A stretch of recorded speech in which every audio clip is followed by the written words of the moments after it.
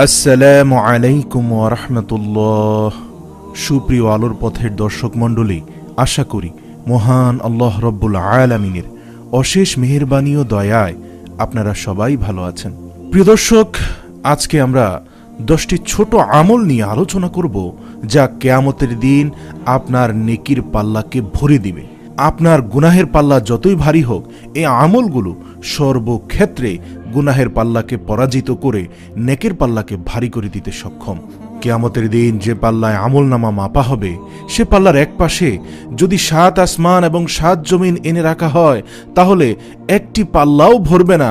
সেই বিশাল পাল্লাকে ভরিয়ে দিয়ে আপনার গুনাহের ভারী পাল্লাকে পরাজিত করতে ছোট্ট একটি আমলের প্রয়োজন। সর্বপ্রথম সেই আমলটি হচ্ছে মান ক্বালা লা ইলাহা ইল্লাল্লাহ দাখালাল জান্নাহ, অর্থাৎ যে ব্যক্তি দিল থেকে কালেমা আদায় করল লা ইলাহা ইল্লাল্লাহ, সে অবশ্যই জান্নাতে প্রবেশ করবে।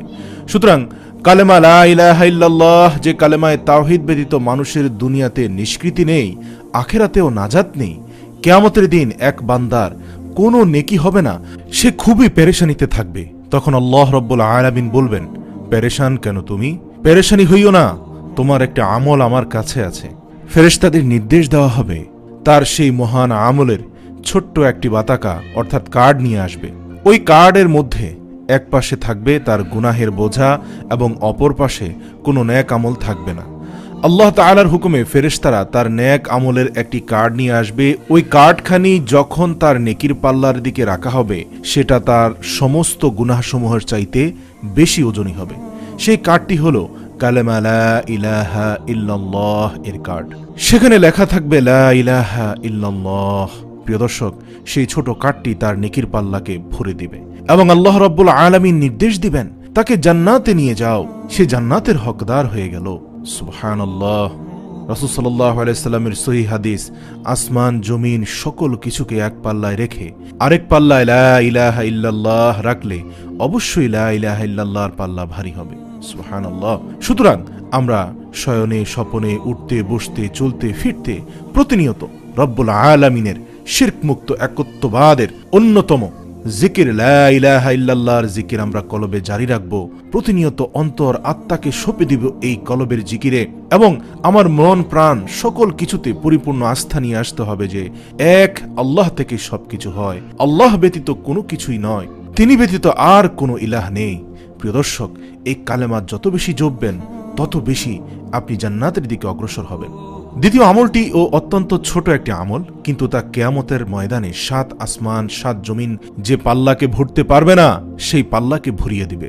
মুসলিম শরীফের হাদিস যে আল্লাহর ফয়সালায় রাজি হবে। আল্লাহ তাআলা তাকে যে হালাতে রেখেছেন তাতে সে খুশি হয়ে বলে দেয় আলহামদুলিল্লাহ। সে যদি গরিব হয় এবং তারপরও সে যদি বলে আলহামদুলিল্লাহ, সে যদি অসুস্থ হয় এবং তাকে যদি জিজ্ঞাসা করা হয় যে আপনি কেমন আছেন, তখন যদি সে মন থেকে বলে আলহামদুলিল্লাহ, অর্থাৎ সকল প্রশংসা আল্লাহ রাব্বুল আলামিনের জন্য, আমি ভালো আছি, কেননা সে অন্যের তুলনায় ভালো আছে।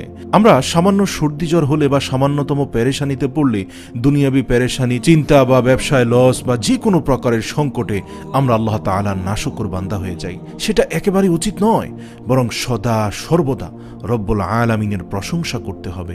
উদাহরণস্বরূপ, এক লোক মসজিদে নামাজ পড়তে গিয়ে যখন মসজিদ থেকে বের হলো, তখন সে দেখতে পেল তার 3000 টাকা দামের নতুন জুতাটি চুরি হয়ে গিয়েছে। তখন সে খুবই পেরেশানি হয়ে পড়ল এবং মনে মনে নিজেকে ধিক্কার দিতে থাকলো। মসজিদ থেকে খালি পায়ে প্রচণ্ড গরমে রাস্তা দিয়ে হেঁটে যাচ্ছিল, মন অত্যন্ত খারাপ। কিছু দূর গিয়ে সে দেখতে পেল এক লোক, সেও মসজিদ থেকে নামাজ পড়ে বের হচ্ছে, মুখে প্রশান্তির হাসি, কিন্তু আল্লাহু আকবার, তার দুটি পা নেই। তৎক্ষণাৎ সে আল্লাহ তাআলার দরবারে শুকরিয়া আদায় করলো, হে মহান রব্বুল আলামিন, আমার 3000 টাকা দামের জুতা চুরি হয়েছে তো কি হয়েছে, ইয়া রব্বুল আলামিন, আপনি তো আমাকে দুটি পা দান করেছেন, এই লোকটি তো দুটি পাও নেই। সেজন্য আমরা সব সময় আমাদের চাইতে যে কষ্টে আছে, যে দুঃখে আছে, যে পেরেশানিতে আছে, তাদের কথা যদি আমরা খেয়াল করি, তাদের তুলনায় আলহামদুলিল্লাহ আল্লাহ রাব্বুল আলামিন আমাদের অনেক সুস্থ রেখেছেন এবং ভালো রেখেছেন। সে কথা যদি আপনি মনে করেন, তাহলে সে সময় আপনার সকল দুঃখ চলে যাবে এবং তৎক্ষণাৎ আপনার মুখ দিয়ে আলহামদুলিল্লাহ বেরিয়ে আসবে। হাদিস শরীফের মধ্যে আছে যে সন্তুষ্ট চিত্তে আলহামদুলিল্লাহ বলে, আল্লাহ রাব্বুল আলামিন কিয়ামতের দিন দুটি পাল্লা নেকি দিয়ে তার নেকের পাল্লাকে আরো ভরে দেন। তৃতীয় আমলটি, সেটিও খুব ছোট, কিন্তু এর ফলেও নেকির পাল্লা ভারী হয়ে যাবে। 2টি কালেমা আল্লাহর কাছে খুবই প্রিয়, কিন্তু মুখে উচ্চারণের ক্ষেত্রে এটি খুবই হালকা, কিন্তু মিজানের পাল্লায় এটি খুবই ভারী। তা হলো সুবহানাল্লাহি ওয়া বিহামদিহি সুবহানাল্লাহিল আযীম। রাসূল সাল্লাল্লাহু আলাইহি সাল্লাম হাদিসে কুদসিতে বলেন, আল্লাহ রাব্বুল আলামিন বলেছেন, এই দুটি তাসবিহ দুনিয়া ও দুনিয়ার মধ্যখানে যত কিছু আছে তার থেকেও সর্বশ্রেষ্ঠ। খুব বেশি বেশি এই জিকিরটি করতে থাকুন, তা আপনার নেকির পাল্লাকে অল্প সময় ভারী করে দিবে। চতুর্থ আমলটি হলো, রাসূল সাল্লাল্লাহু আলাইহি ওয়াসাল্লাম ইরশাদ করেছেন, সচ্চরিত্র কিয়ামতের দিন সবচেয়ে ভারী আমল হবে। সচ্চরিত্রের 3টি সূত্র হলো: 1. হালাল তালাশ করা, 2. হারাম থেকে বেঁচে থাকা, 3. ঘরের লোকদের প্রতি উদার হওয়া। আপনি ঘরের লোকজন এর জন্য খরচ করাতে, তাদের খাওয়া দাওয়ার ব্যাপারে, কাপড় চোপড়ের ব্যাপারে, এমনকি তাদের যে কোনো হালাল প্রয়োজনের ব্যাপারে উদার হওয়া, মুক্ত হস্তে তাদের জন্য খরচ করা। এই 3টি সূত্র মেনে চললে আপনি সচ্চরিত্রবান ব্যক্তি হিসেবে গণ্য হবেন এবং এই আমলটি আপনার মিজানের পাল্লাকে ভরিয়ে দেবে ইনশাআল্লাহ। তবে মনে রাখতে হবে, পরিবারের লোকজনদের জন্য সবাই খরচ করতে চায়, কিন্তু সেই উপার্জনটা হালাল হওয়া অত্যাবশ্যকীয়। প্রিয় দর্শক, 5 নম্বর যে আমলটি বলতে যাচ্ছি, রাসূল সাল্লাল্লাহু আলাইহি সাল্লাম বলেছেন, পৃথিবীর সবচেয়ে সফল ওই ব্যক্তি যার মধ্যে 5টি জিনিস এসে গেছে এবং যা তার নেকির পাল্লা ভরিয়ে দিবে। 1. লা ইলাহা ইল্লাল্লাহ, 2.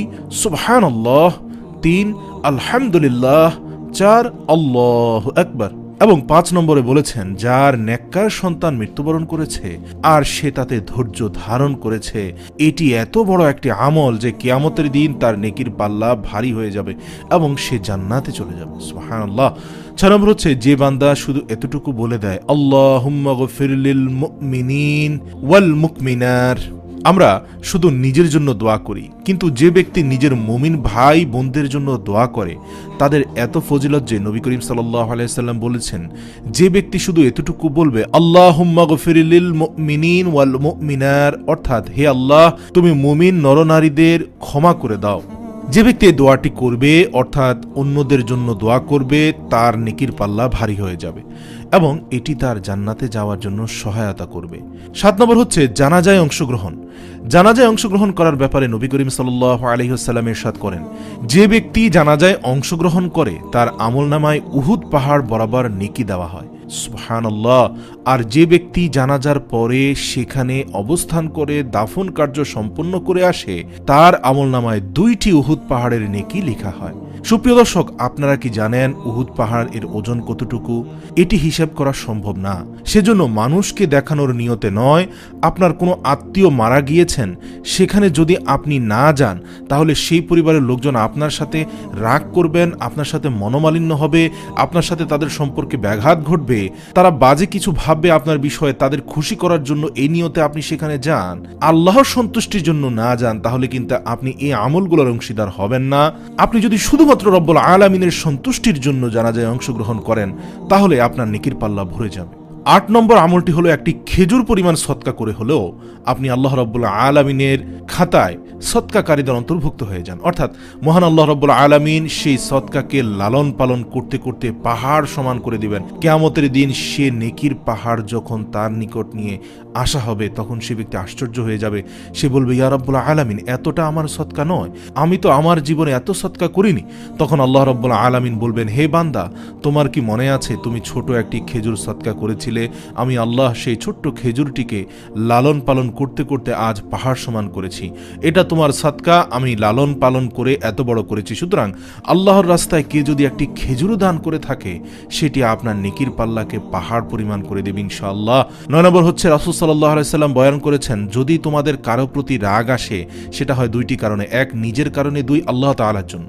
আজকাল আমাদের নিজেদের জন্য রাগ বেশি আসে, কিন্তু আল্লাহ তাআলার জন্য রাগ আসে না। যখন আপনার সন্তান ঘরে একটি কাপ ভেঙে ফেলবে, তখন আপনি তার উপর রাগ করেন, বকাঝকা করেন। আপনার সন্তান যদি স্কুলে না যায়, ভালোভাবে পড়াশোনা না করে, তাহলে অনেকে আছেন সন্তানদের সাথে অতিমাত্রায় রাগারাগি করেন, কেউ কেউ তো আবার মারধর করেন। কিন্তু আপনার সন্তান যদি নামাজ আদায় না করে, এতে আপনার একটুও রাগ আসে না, অথচ আপনার উচিত ছিল আল্লাহ তাআলার হক নষ্ট হলে তার প্রতি রাগ হওয়া আর দুনিয়াবী কার্যকলাপের ক্ষেত্রে তার সাথে নমনীয় আচরণ করা। এটি রাসূল সাল্লাল্লাহু আলাইহি সাল্লামের সুন্নাহ। এবং আপনি যদি আল্লাহর জন্য রাগ হন আর দুনিয়াবী কার্যকলাপে নমনীয় থাকেন, তাহলে আপনার আখেরাতে নেকির পাল্লা ভরে যাবে।